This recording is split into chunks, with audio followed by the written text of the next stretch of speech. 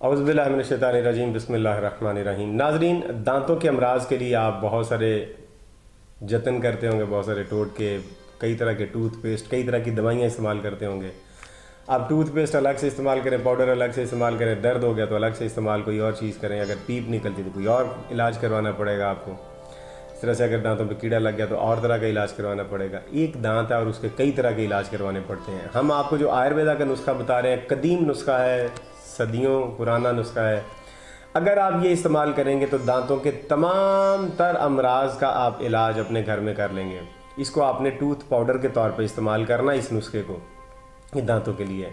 लिहाजा इसे इस्तेमाल करने का तरीका भी मैं आपको बता देता हूँ। इसे तो आपने ब्रश के साथ ही करना है इस्तेमाल, लेकिन बनाने का तरीका ज़रा आप समात फरमा लें।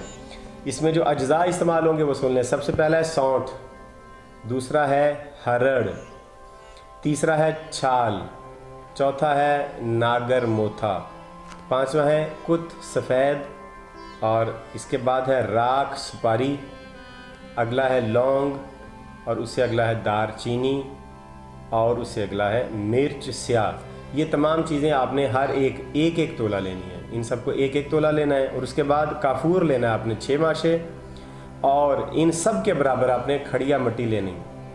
इन सब को पीस के बारीक पाउडर बना के, बिल्कुल बारीक पाउडर बना के शीशी में डाल के रख लें।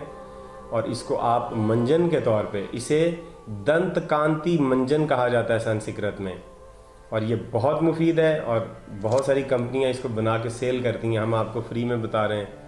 तो इसे आप टूथ पाउडर के तौर पे या मंजन के तौर पे ब्रश से करेंगे। 5 मिनट तक आपने दांतों पे ब्रश करना, और 1 मिनट फिर लगा हुआ इसे छोड़ दें अच्छी तरह से, पानी इसका बनने दें ताकि वो दांतों की जड़ों तक जाए। इंशाल्लाह आप दांतों के तमाम अमराज से, चाहे वो दांतों के मैल कुचैल हो, कीड़ा लगा हो, दर्द होता हो, रेशा बनता हो, या दांतों के दाग धब्बे हों, दांत सही तरह से सफ़ेद नहीं होते, तमाम मसाइल इससे इंशाअल्लाह वल अज़ीज़ हल हो जाएंगे। उम्मीद करते हैं कि आपको वीडियो पसंद आई। इसे लाइक कीजिए, शेयर कीजिए, चैनल को सब्सक्राइब कर लीजिए, और अगली वीडियो तक हमें इजाज़त दीजिए। खुदा हाफिज़।